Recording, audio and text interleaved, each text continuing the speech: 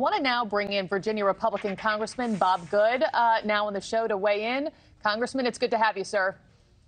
Great to be with you. Thanks for having me. I got you on a few different topics today, so we're about to cover some ground. Let's start with yesterday's indictment. Many of your Republican colleagues don't seem satisfied with the charges. Some, the James Comers of the world, calling them a very small start.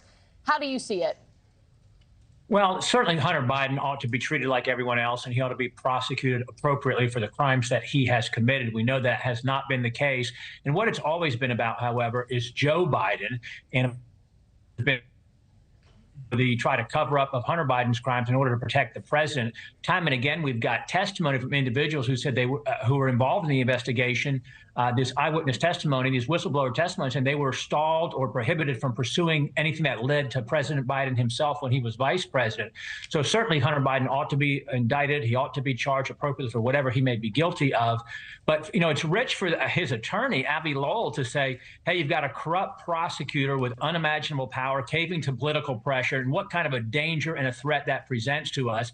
Certainly that is rich coming from someone representing the Bidens when the Biden Justice Department is guilty of that. You've got Merrick Garland on down, and it does illustrate the fact that it is true that when those in power are willing to abuse it for political reasons, it is a terrible danger to our culture and our country, one of the greatest harms perpetrated by this Biden administration. Yeah, and Abbe Lowell, that statement that you're talking about, he did put out that statement accusing special counsel David Weiss of bending to political pressure with the charges, and he wrote this. He said, quote, "The evidence in this matter has not changed in the last 6 weeks, but the law has, and so has MAGA Republicans' improper and partisan interference in this process." How do you respond to that quote from Mr. Lowell? Well, I want to point out that Hunter Biden remember the plea agreement was admitting to millions of dollars in foreign income. And Joe Biden, in addition to lying to the American people on the eve of the election when he said that he'd never talked to his son about his business dealings. He's the only father in the country who never talks to his son about what he does for a living or about his work. But he also said that no one in his family had made any money off of China, and he was trying to implicate President Trump during the debate, which of course was dishonest. And now we've got Hunter Biden, we know now, was pleading, making a plea agreement to admitting to the tax evasion charges for foreign income, millions of dollars, and not to mention the fact that there's growing evidence, of course, that the president himself was being enriched by these foreign business dealings, specifically as it relates to Ukraine. Yeah, and I know President Trump and again, Representative Comer both pointing out yesterday that it's interesting that in this indictment, this is the one crime that you can't directly tie President Biden to. The other question being floated out yesterday, you think there's any chance that we see President Biden pardon his own son? I would think that might be a possibility. It's hard to imagine what President Biden might do. President Biden regularly lies to the country. He lies almost every day about just small things, that whether he can't remember things, he repeats the same lies over and over. You know, it was interesting. He says the promo that you had going, or the piece you had running right before I came on, he said, I can't answer more questions or I'll get in trouble. I guess he means get in trouble with his staff, but what it really means, they don't want him to get into further legal trouble because of we may be on the verge of the greatest political scandal in the history of the country.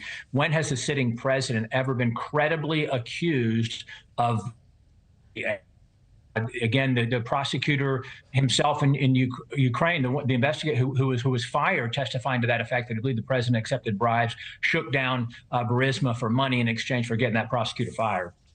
Yeah, Congressman, we'll see where that investigation heads from here. Let's pivot here. Meanwhile, House Speaker Kevin McCarthy has come under attack in recent weeks by some of your own fellow House Freedom Caucus members.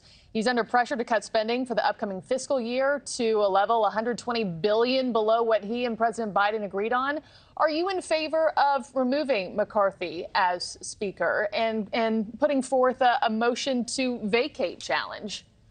Well, I want to put that in perspective. $120 billion. That's what the Speaker committed to in order to ascend to the position of Speaker back in January. The conference gave him the required votes to do that. The House did, I should say. And then he led Republicans, actually adopted the Freedom Caucus position. We all voted for that $120 billion cut in April. And then the Speaker has not kept his word to that effect. He has not led. He's been MIA. He's been absent in this process. He's the only one who can corral the 218 votes to meet that commitment that we made. made. There's been other commitments that have been broken. He committed that we would impeach Mayorkas. He committed we would vote on term limits, that we'd vote on a balanced budget. We haven't done any of those things. Thank you for watching. Go to newsnationnow.com to find NewsNation on your television provider. And don't forget to click the red subscribe button below to get more of NewsNation's fact-driven, unbiased coverage.